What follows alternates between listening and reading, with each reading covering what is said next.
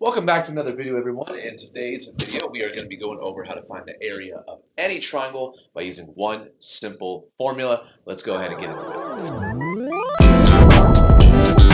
All right, so in order to find the area of any triangle, all you need to know are the lengths of two of the sides as well as the angle that is, well, in between those two sides. So the formula goes something like this, where we take the area is 1/2 of AB times the sine of C. Now, this is for non-right angle triangles, which makes the whole 1/2 base times height thing a little bit easier to work with. Because if you have a 90-degree angle, obviously the base and the height quite easy to find. If you don't have a right angle, you can still find the height, but sometimes it's a little bit more complicated, and this formula actually makes it a lot easier. So if we take half of one side times this side, AB, and then we're going to multiply it by the sine of C, what that means is that we are going to use the two sides that bound the angle. Okay, because remember that the lowercase letter is always going to correspond to the opposite side.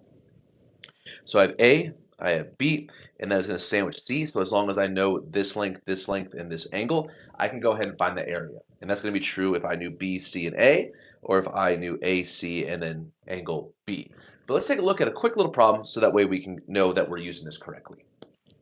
All right, so if a farmer owns this triangular plot of land where we have the length of AB as 120 meters and then BC as 240 meters and angle B is 130, what is the area of the plot? So again, the area was just 1/2 of, I'm going to say AB sine of C.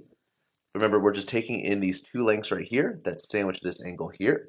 So I would quite literally just put into my calculator what I am writing right here, times the sine of 130 degrees. So if I went ahead and put that in my calculator, push the enter button, I should get the right answer. And it turns out I do. 11,031. And again, what this is going to ask me is the nearest integer. My calculator was already set for it to be the nearest integer.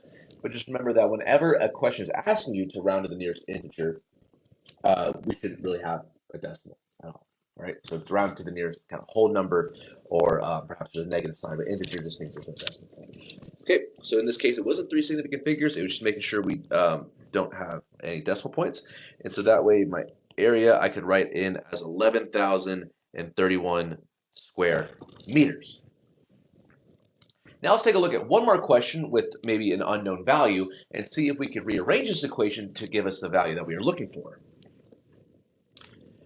So now in example 9, I have this triangle. So I know that my angle is 25. I know that my length of BC is going to be 7 meters.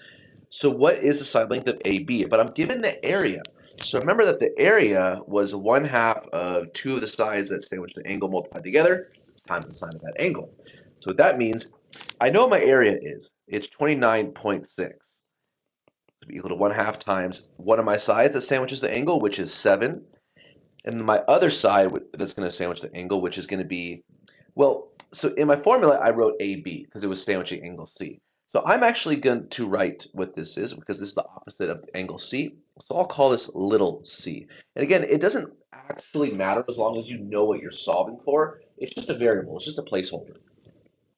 And I'll multiply that by the sine of the angle that's sandwiched, which is 25 degrees Celsius. Now, rearranging this, you can put this in your calculator, hit the enter button, and you should get the correct answer. So as you can see here, when I rearrange it, I had 2 times 29.6 all over 7 times sine of 25, and that gave me 20.0113. And what's important to note is that at least in our example, we're going to be using three significant figures. So I'm going to go ahead and say that the area is going to be 20.0 meters. I'm sorry, not the area, the length, C, is 20.0 meters. Okay, that is what's going to give me the answer. So again, just a little bit of a manipulation there of the equation, but again, as long as you know what you're solving for in your unknown, you can go ahead and work this equation around and solve for whatever variable it is that the question is asking you for. I hope you found this video helpful, and in our next video, we're going to go over some more examples that are just a little bit more complicated. See you there.